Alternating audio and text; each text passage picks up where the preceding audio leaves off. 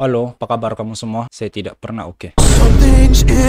Hari ini saya mau cerita sedikit pasal kawan palsu. Sama saya mau kasih tau kamu detail lah kenapa saya terlampau lama bercuti. Macam-macam jenis kawan sudah yang saya cover, dari yang kuat bahutang sampai yang paling sundal. Apapun saya bersyukur lah sebab saya punya circle kecil. Bersabar kamu di ujung video baru saya kasih tahu kenapa saya cuti dengan apa hasil yang saya dapat. Sekarang saya mau cerita macam mana benda ini mula dulu. Ya macam nih, masa saya start viral dulu banyak betul bahwa orang cari saya. Bukan kamu, tapi classmate, schoolmate, sampai saya di-invite balik ke grup sekolah ataupun kelas yang lama. Padahal lama sudah saya kasih tinggal. Dari saya form 5 lagi. Saya batch 99. Saya viral tahun 2021. Start buat video 2019 di channel lama saya. Umur saya 22 baru kena invite balik. Kau rasa? Sudah begitu saya kasih tinggal tuh grup pun sebab cikgu saya tiba-tiba dia bercakap saya ini mengasih jatuh average mark kalau tidak silap untuk subjek yang dia ajar itu. Sudah begitu classmate atau schoolmate saya ini pun bukan juga dorang tahu saya wujud. Dorang sibuk mengumplain saya tidak hadir ke sekolah, saya selalu skip, datang lambat, sudah datang lambat skip balik sebelum rehat. Mana tidak, kalaupun saya di kelas saya kena bully, kena kutuk sebab kulit saya hitam. Macam apa saja kamu, macam saja kamu semua itu Caucasian, kulit merah, betrep kali Jenner kamu semua lelaki perempuan. Saya pergi sekolah pun sebab mama saya suruh, bukan untuk kamu. Saya lulus pun untuk mama saya, bukan untuk kamu. Jadi lepas mama saya pergi kerja saya balik lah. Itu yang sekolah menengah. Yang grup sekolah rendah lagi lain lah cerita. Di sana lagi sandi saya. Tidak ada satu orang pun saya kenal melainkan yang membuli sama saya di dalam grup itu. Saya tidak kenal kebanyakan muka yang muncul di video call kamu tuh. Yang saya kenal yang mana pernah memukul saya dulu sebab saya hitam, saya gemuk, jadi senang dibully. Udah tahu berapa kali arwah beliau saya datang ke sekolah, tapi masa darjah 5 dia join Kroni Underground. Tinggal mama saya sejak lah. Dia ini pula saya kasih tahu satu kali terus saya rasa bersalah lah sebab saya lelaki kan, sepatutnya saya tahan. Dia cakap tahan sajalah nak, mama tidak mampu buat apa-apa. Jadi saya simpan sajalah. Untuk yang heran kenapa tidak ambil serius hal ini, mama saya bukan undertaker.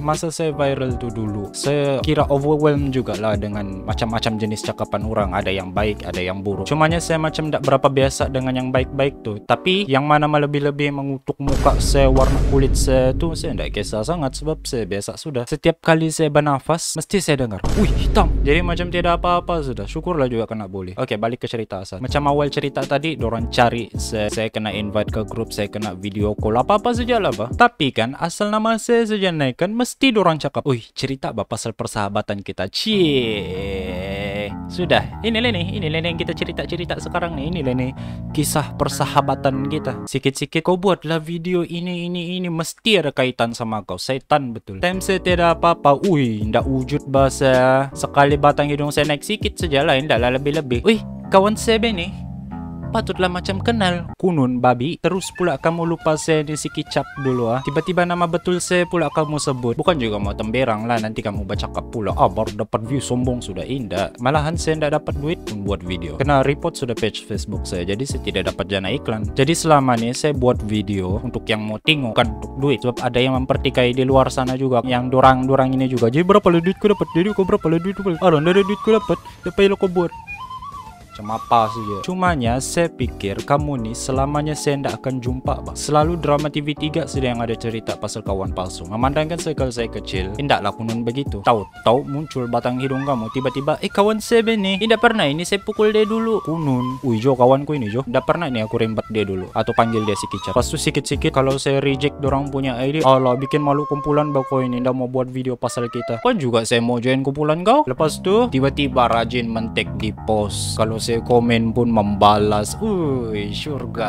Tapi itulah, memang saya tahu pun kenapa. Sebab kebetulan kan saya naik sikit, tiba-tiba dorang teringat saya ni kawan dorang. Cuma itulah, lama-lama saya bosan. Jadi saya mau tes lah, kalau saya cuti ni ada lagi kan ni dorang Jadi itulah sebabnya saya cuti. Saya tidak takut hilang viewer. Sebab ini bukan juga kerja saya bukan dapat duit di sini. Ada lagi sebab yang lain berkaitan sama saya punya kesehatan mental lah. Macam kamu tahu lah, saya ni pun bukan betul. Tengoklah berapa banyak saja obat saya ni. Ini saja pun kalau saya tidak makan, saya tidak dapat tidur. Belum lagi masuk saya punya antidepresan. Tapi yang ini 50% lah. Isu yang lain itu kalau dikasih pecah-pecah berapa peratus saja, sama saya rasa itu boleh dikira sebagai alasan. Yang ini 50% terus. Saya bersyukurlah sebab circle saya yang kecil ni masih juga layan saya macam orang biasa. Macam masa semua ni masih lagi idea. Saya belum lagi kasih habis duit saya membeli laptop, membeli mikrofon ini yang sudah mau rusak ini. Masa semua ini masih lagi idea. Saya mau buat video itu ini. Terus orang pun bilang, wah bodoh bakal. Tapi Tapi ndak juga rugi bahkan. Nanti kau ikutlah kami kerja. Begitulah saja dorang punya respon selalu. Sampai sekarang lah. Macam saya cakap tadi, saya ndak berapa biasa sangat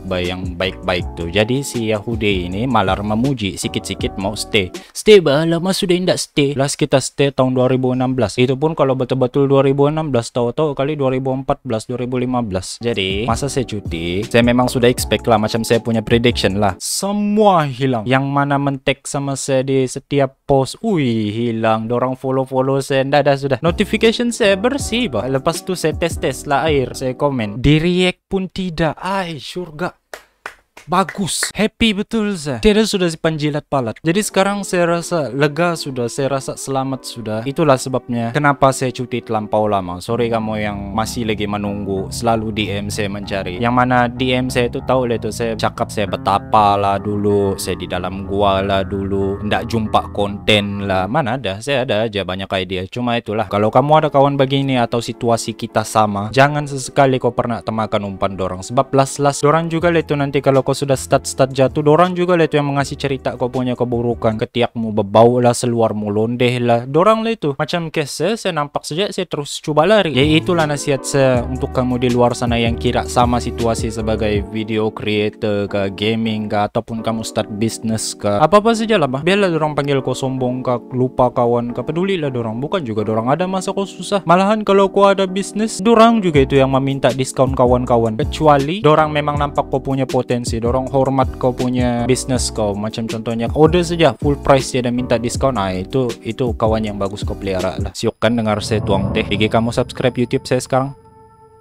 Bukan kamu di sini sejarah my follower. Okay, bye. Something's in my ass.